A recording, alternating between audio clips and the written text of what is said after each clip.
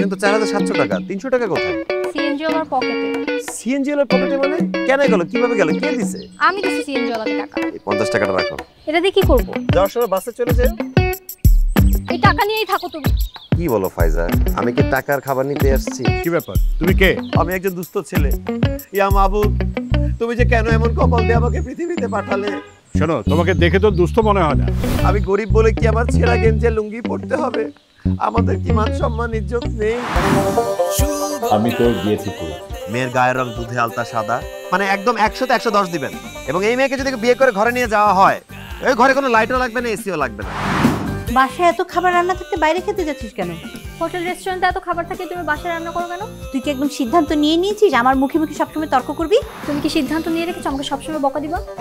এই আপনার common sense নেই, এডুকেটেড না আপনি? ভর দুপুরে কেন কলিং বেল দিচ্ছেন আপনি?